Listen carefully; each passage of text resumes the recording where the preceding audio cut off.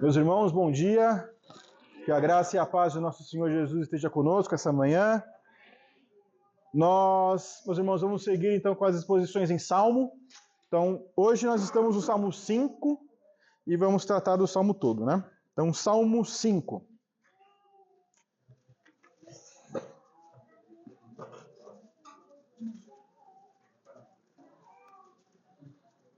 O título desse sermão é Deus, nosso refúgio, igual à oração que nós fizemos. E a palavrinha para as crianças, para os pais explicarem em casa, é refúgio. Salmo 5, dos versículos 1 a 12.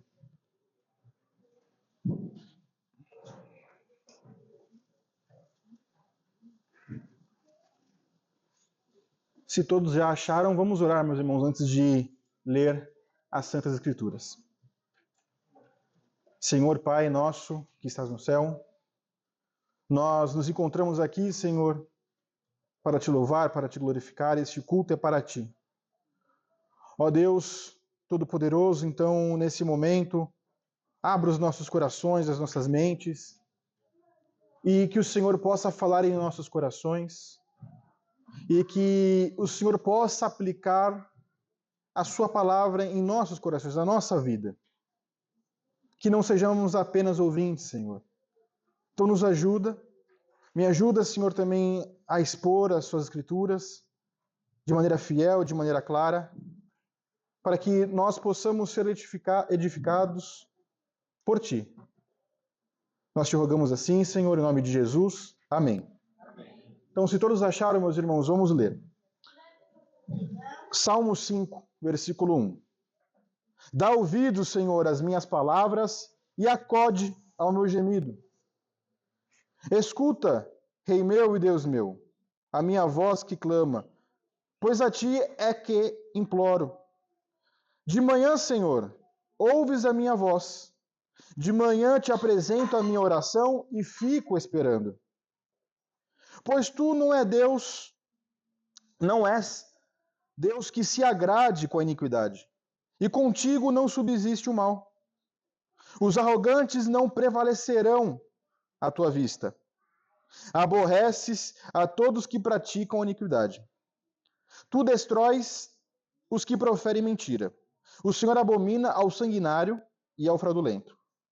Porém eu, pela riqueza da tua misericórdia, entrarei na tua casa e me prostrarei diante do teu santo templo, no teu temor. Senhor, guia-me na tua justiça, por causa dos meus adversários. Endireita diante de mim o teu caminho, pois não tem eles sinceridade nos seus lábios. O seu íntimo é todo crimes. A sua garganta é sepulcro aberto, e com língua lisonjeiam. Declara os culpados, ó Deus, caiam por seus próprios planos, rejeita-os por causa de suas muitas transgressões, pois se rebelaram contra ti. Mas regozijam-se todos os que confiam em ti. Folguem de júbilo para sempre, porque tu os defendes, e em ti se gloriem os que amam o teu nome. Pois tu, Senhor, abençoas o justo, e com escudo os cercas de benevolência. Meus irmãos, imagine a seguinte situação. Aliás, você já foi o tipo de criança que cometeu bullying ou recebia bullying? Os dois, né? Eu também, os dois. Então, assim, imagine essa situação. Uma criança na escola bateu o intervalo lá no recreio, foi todo mundo pro pátio, e ela está cercada dos seus coleguinhas, e ali o pessoal zomba dela. Caçoam, brigam, batem talvez, e ela tenta se refugiar, ela tenta falar lá com a tia, ela tenta se explicar para eles, mas só que nada resolve, não dão ouvidos. E ainda mais quando, se você tenta reagir àquilo, a pessoa te fala, ó, vou te pegar no final. Aí acabou o dia, né? Você fica ansioso para ir embora. Então, quando bate o sinal, ela já fica sentada na porta, quando bate o sinal, ela já sai correndo para ir embora. E aí ela encontra o pai dela. E aí ela vai de encontro com o pai. Então aquele medo, aquela ansiedade, aquela angústia de apanhar de 5 ou 10 crianças, ou de sofrer aquele terror no final na saída, acaba. Basicamente, meus irmãos, essa simples cena ilustra de maneira bem humana o que esse Salmo 5 expressa. Porque pensa só, Davi, ele estava cercado de pessoas más, de pessoas que proferiam mentiras sobre ele, por violência, por engano. Ele vê o mal prosperar e a justiça sendo pisada. Então, ele, ao invés de reagir com desespero, ele se volta a Deus com confiança. E ele clama por Deus. Então, ele reconhece que Deus ele é santo, ele reconhece que ele é justo e que o mal não vai prevalecer. Que o ímpio não vai prevalecer para sempre. E no fim, ele se refugia nos braços do Pai. É aquele que protege, que acolhe, que alegra, que neles confiam. Então, esse salmo aqui é uma oração matinal, que nós podemos ver, né, no versículo 3, em meio a essa batalha. Então, é a expressão de alguém que, mesmo cercado de maldade, por injustiça, sabe onde encontrar segurança. Mas só que, antes de vermos essa confiança, onde que ela é sustentada, nós vamos ver essa tensão de Davi. Naquilo que ele vê, naquilo que ele sente, em relação àquilo que ele crê. Então, a nossa afirmação teológica aqui, meus irmãos, desse texto, é, em meio à oposição dos ímpios, o justo encontra em Deus confiança, santificação e proteção, pois Deus rejeita o mal e acolhe aqueles que se refugiam nele. Então nós vamos ver isso em 3 partes no texto, que o Deus da confiança, dos versículos 1 a 3, o Deus da santidade, os versículos 4 a 6, e o Deus do refúgio, dos versículos 7 a 12. Então, vamos tratar aqui esses primeiros pontos. Os primeiros versículos, aliás, né? Dá ouvido, Senhor, às minhas palavras, e acode o meu gemido. Escuta, Rei meu e Deus meu, a minha voz que clama, pois a ti é que imploro. De manhã, Senhor, ouves a minha voz. De manhã te apresento a minha oração e fico esperando. Então, esse Salmo 5 que nós estamos vendo aqui começa com essa súplica, onde Davi fala, né? Dá ouvidos, Senhor, às minhas palavras e acode o meu gemido. Então, existe um paralelismo hebraico aqui, onde palavras e gemido são um complemento para mostrar essa oração que ele está fazendo. Então, palavras aqui dá um sentido de que é da oração verbalizada. E o gemido está muito mais relacionado àquilo que ele está sentindo internamente, que muitas das vezes não é verbalizado em voz alta. Então, a oração, meus irmãos, portanto, é algo que envolve tanto esse discurso externo, quanto aquilo que está no coração que você nem mesmo consegue falar, em orar a Deus, por conta da situação. Então, Davi, ele está ciente que Deus, ele não apenas escuta as suas palavras, mas que Deus também conhece as suas batalhas internas, os seus desejos, as suas dores, que muitas das vezes talvez não podem ser professadas. Então, isso destaca esse caráter profundo de espiritual, pessoal da oração. Então, no versículo 2, Davi diz: escuta, Rei meu e Deus meu, a minha voz que clama, pois a ti é que imploro. Então aqui, Davi ele se dirige a Deus com esses 2 termos, Rei meu e Deus meu. O Rei meu é para mostrar essa submissão, a soberania de Deus. Esse reconhecimento dessa autoridade suprema. Enquanto chamá-lo de Deus meu mostra esse relacionamento íntimo. Deus meu. Então, mostra essa exclusividade, essa intimidade. Então, a ênfase da frase, pois é a ti que oro, revela isso que eu estou falando para os irmãos. Davi, ele não está procurando em outros recursos, em outros deuses. Pois é a ti que oro. Então, toda a sua dependência está centrada em Deus. No Deus verdadeiro, no Deus de Israel. Então, esse reconhecimento do senhorio, meus irmãos, que é exclusivo de Deus, é que consiste esse monoteísmo que nós vemos em toda a Escritura. Que reflete uma vida de confiança nesse caráter revelado de Deus. Então, a repetição que nós vimos aqui no versículo 3, de manhã, indica, meus irmãos, essa constância dessa vida devocional de Davi. Essa prática dele. O início do seu dia é marcado por essa busca a Deus. Então, a oração, ela é apresentada de maneira ordenada, de maneira contínua, de maneira deliberada.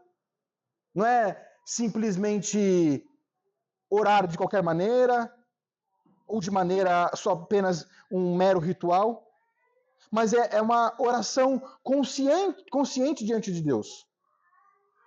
E essa expressão, que fica aqui, ele fala, fico esperando. Ou seja, demonstra que a oração é acompanhada por fé. Não é apenas o ato de falar, mas é de aguardar ativamente a resposta divina. Confiando que Deus ouve, confiando que Deus age conforme a sua vontade. Aplicando, meus irmãos, esses versículos a nós, Davi, ele ora de manhã. Então nos lembra que antes de enfrentarmos, os meus irmãos, o nosso dia, os nossos desafios, devemos começar com Deus. Ao invés da gente acordar, a remela está aqui no olho ainda, mas a gente pega o celular, já vai ver o WhatsApp, já vai ver notícia, já vai ver Instagram. Ou a gente já se arruma e já vai fazer o que tem que fazer, as tarefas, os afazeres. O cristão, ele deve começar o dia com prioridade em Deus, colocando a sua vida diante dele. Então, Davi termina essa oração ficando à espera. Ou seja, com esperança, com paciência. Eu sei que muitas das vezes a nossa oração, ou ao longo do dia, não tem uma resposta imediata. Busca, ora, e não acontece. Contudo, meus irmãos, a postura do cristão é de alguém que espera não ansiosamente, mas que espera confiantemente em Deus. Ao invés de se desesperar de que não vê mudança na situação, ele deve descansar na fidelidade de que Deus ouve.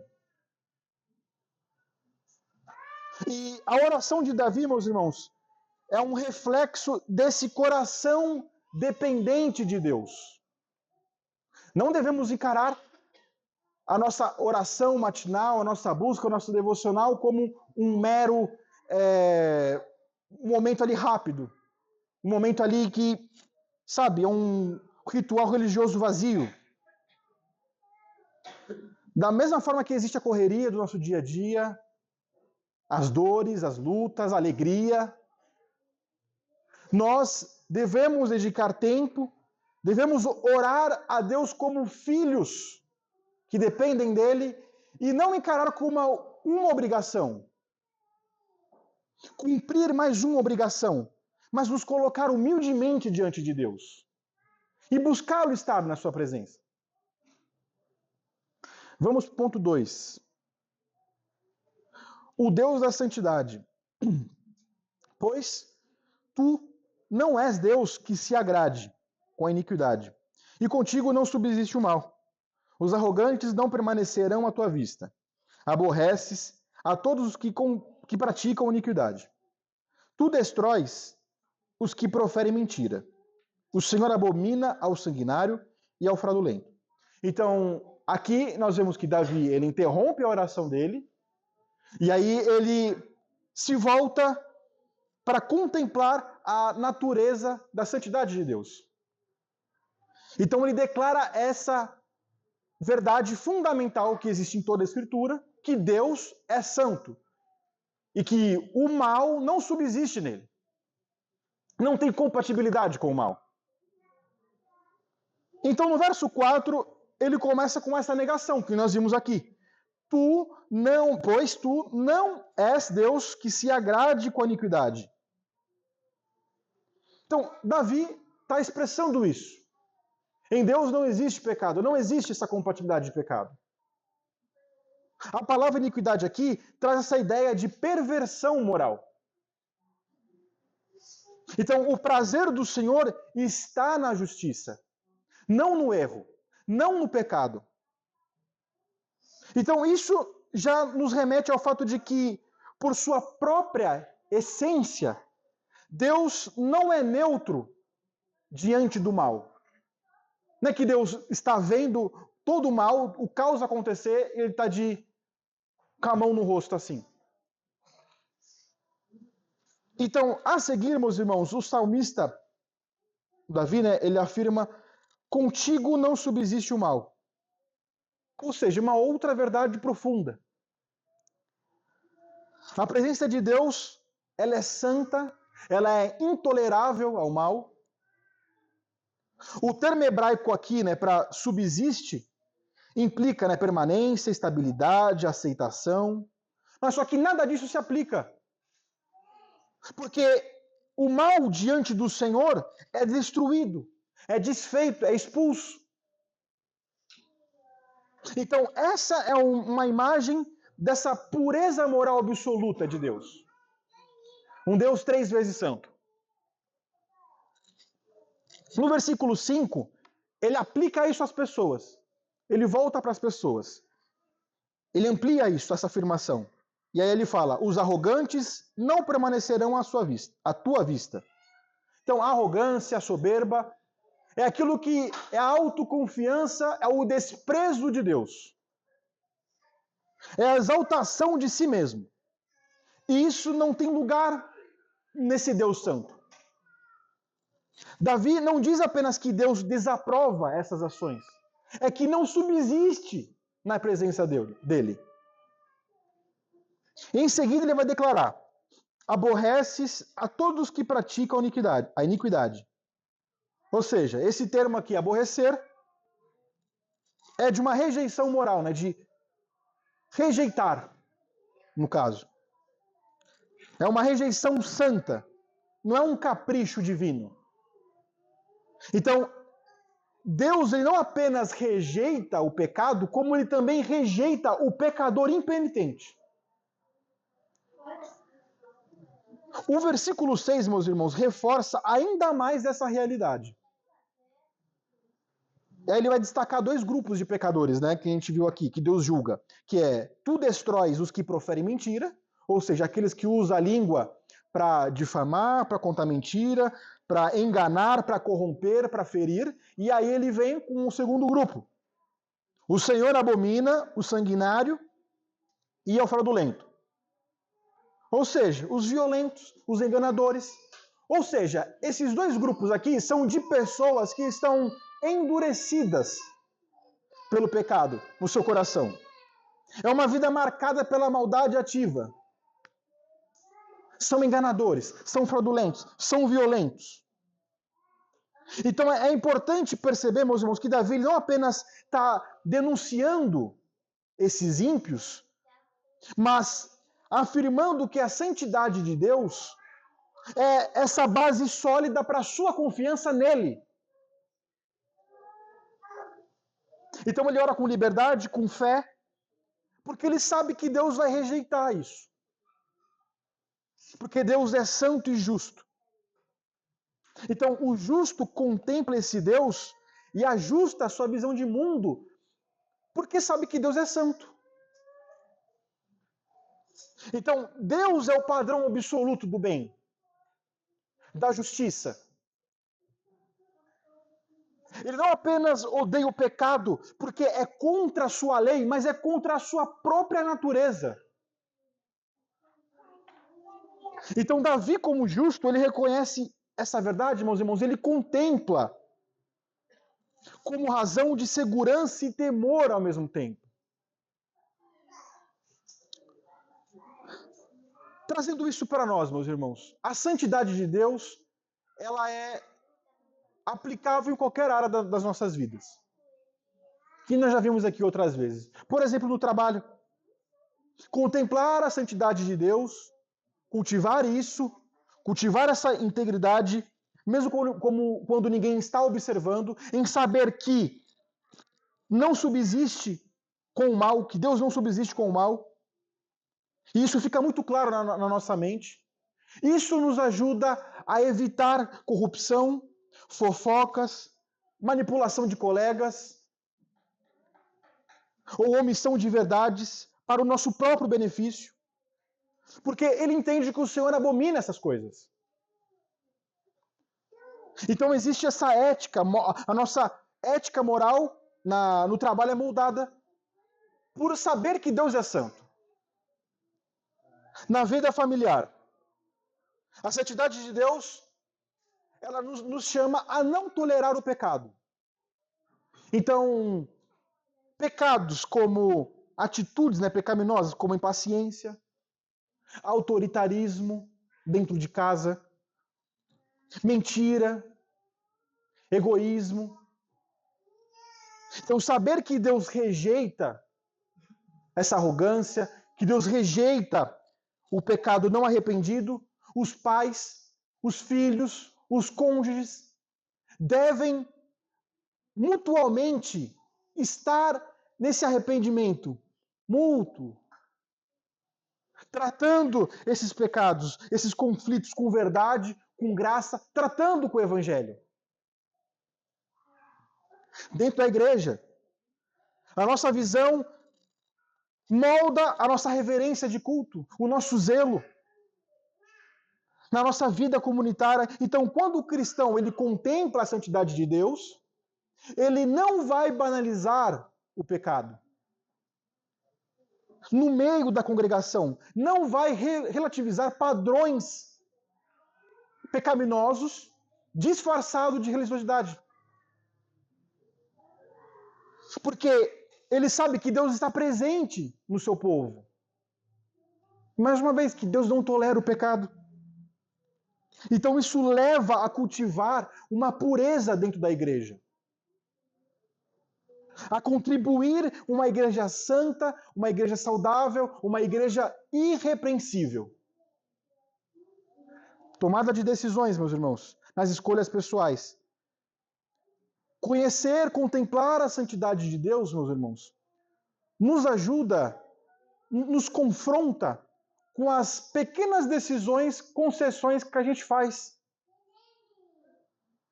Que são concessões de pecado, na verdade, né?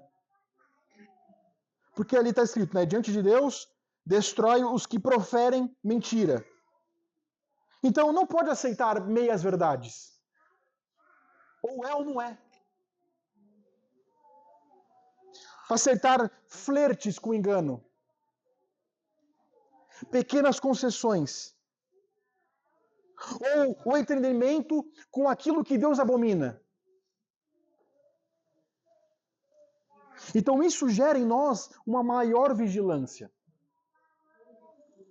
Uma vida de oração, de confissão, de dependência do Espírito Santo para viver de modo digno do Senhor. Por fim, meus irmãos, a santidade de Deus nos traz consolo e esperança, porque nós sabemos que, por mais que exista maldade, por mais que exista injustiça, mentira, violência, esteja presente no mundo, o mal não triunfará para sempre. Porque o cristão sabe que Deus vai trazer esse juízo final. Vai julgar os ímpios. Vai acolher aqueles que foram justificados, santificados por Cristo Jesus. Vamos para o ponto 3, meus irmãos. O Deus do refúgio, versículos 7 a 12.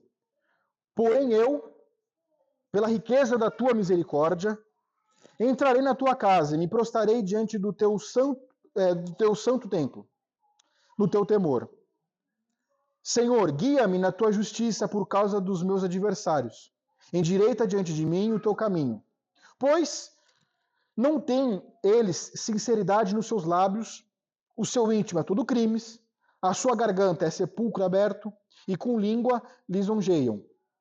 Declara-os culpados, ó Deus. Caiam por seus próprios planos, rejeita-os por causa das suas muitas transgressões, pois se rebelaram contra ti. Mas regozijam-se todos os que confiam em ti. Folguem de júbilo para sempre, porque tu os defendes. E em ti se gloriem os que amam o teu nome. Pois tu, Senhor, abençoas o justo e como escudo os cercas da tua benevolência.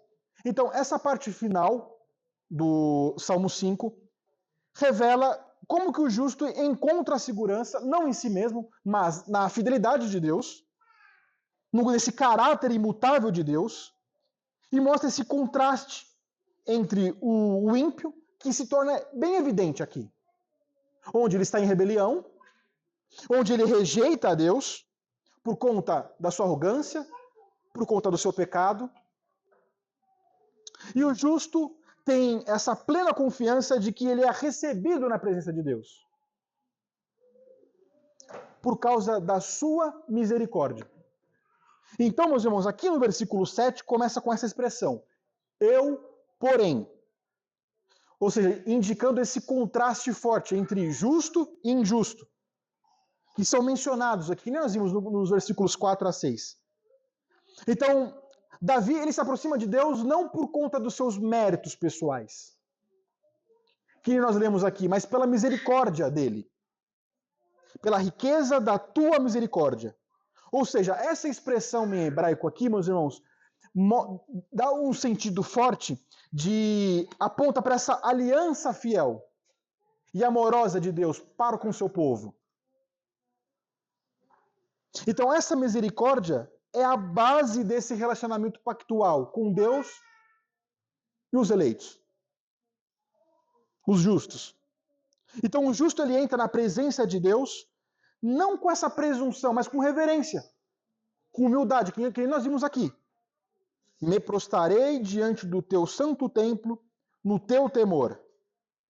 Davi sabe com quem está falando, com esse Deus 3 vezes santo. Já nos versículos 9 e 10, meus irmãos, ele faz de novo esse contraste entre justos e ímpios. E Davi ele descreve os ímpios, quem nós vimos aqui. Não tem sinceridade nos seus lábios, o seu íntimo é todo crimes, a sua garganta é sepulcro aberto, e com a língua lisonjeiam.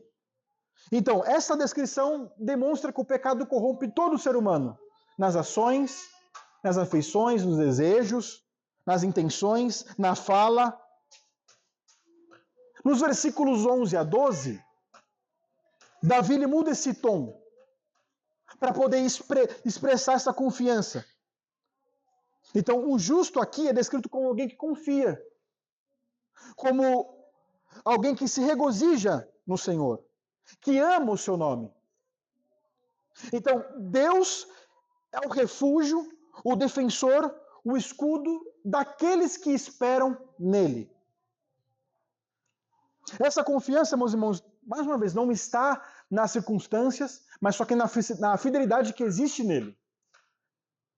Então, isso aqui é expressado nas palavras defende, abençoa, cercas da tua benevolência. E aí ele encerra o versículo 12 com essa expressão, como escudo os cercas da tua benevolência. Então isso aponta para essa proteção total de Deus. Em todos os lados. A benevolência de Deus, ou o favor, ou essa graça, né, imerecida, quanto manifestação essa concreta desse amor fiel de Deus. O justo, ao andar diante de Deus, meus irmãos, ele vive debaixo dessa proteção graciosa dele. Então, essa última parte aqui do Salmo, meus irmãos, mostra que o justo, ele se refugia em Deus, porque, mais uma vez, por conta da fidelidade divina, por conta dele, da sua misericórdia que existe nele. Então, ele busca essa direção, alegria na sua defesa.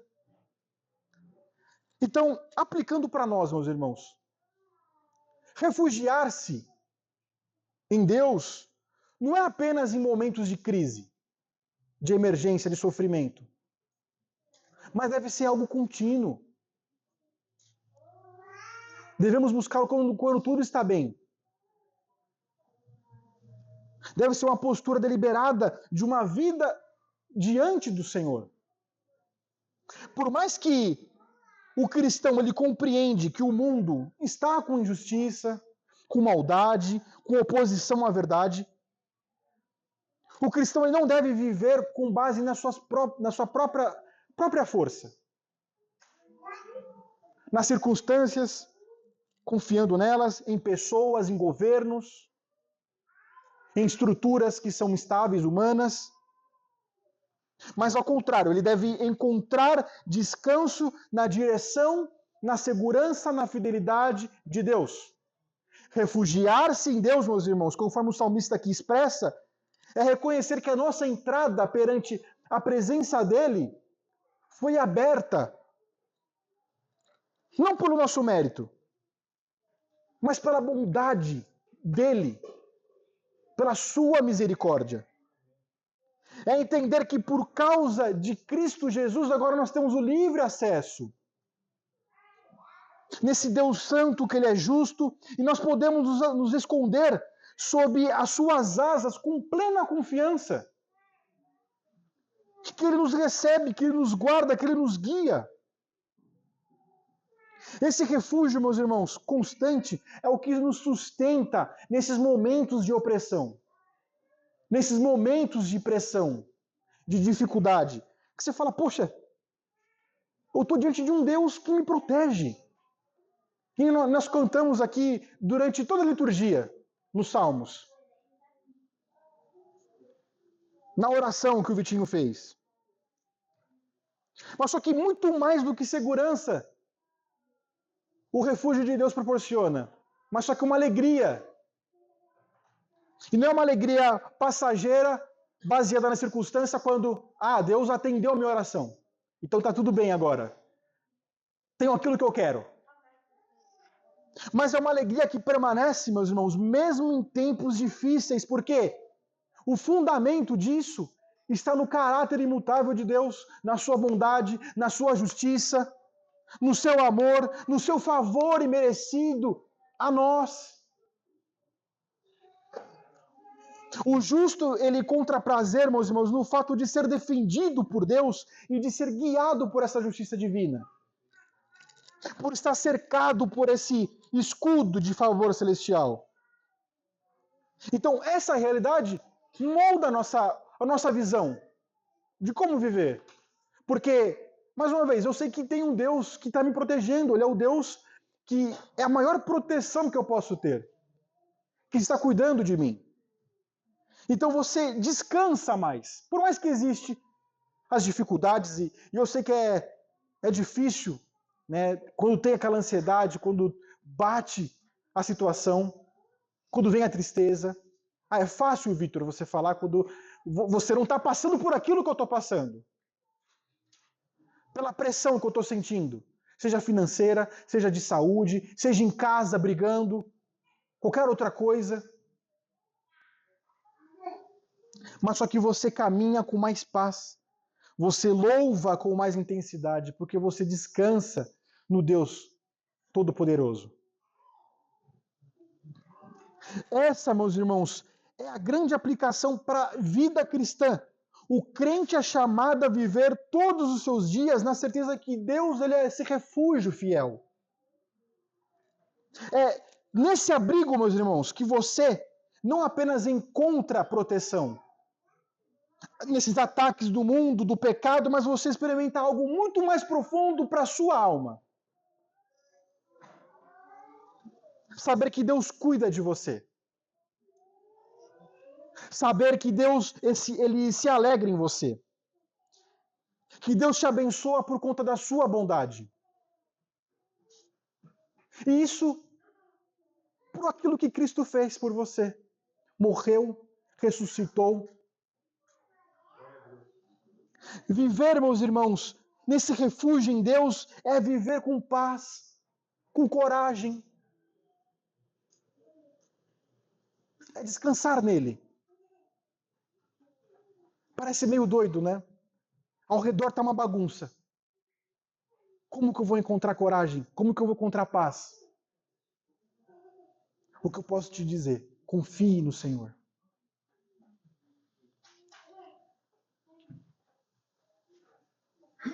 Não é porque, às vezes, as coisas não estão bem, ou estão bem, mas é porque Ele está presente na sua vida. Vamos para as considerações finais, meus irmãos. Há essa necessidade desse refúgio verdadeiro, de um caminho de justiça, de redenção diante de Deus, que odeia o mal. Mas só que, meus irmãos, se você olhar aqui, esse salmo não é como você se tornar uma pessoa melhor. Em você orar direitinho, em você fazer tudo certo, em você ser santo. Não, uma cartilha, eu não estou te passando uma cartilha do que você deve fazer, do que você não deve fazer. É claro que a gente deve trazer esse texto para o nosso contexto, para a nossa realidade, em fazer aplicações. Mas só que esse salmo existe essa tensão, se você olhar ele no todo. Como que um Deus santo e justo, ele tolera, e nós, por já pecadores, por natureza, nós somos indignos, nós não podemos entrar na sua presença. Então como que alguém pode se agradar? Como que Deus pode se agradar de alguém assim? A resposta não está em nós mesmos, mas em Cristo Jesus. Ele foi o justo por excelência desse salmo. Aquele que sempre orou.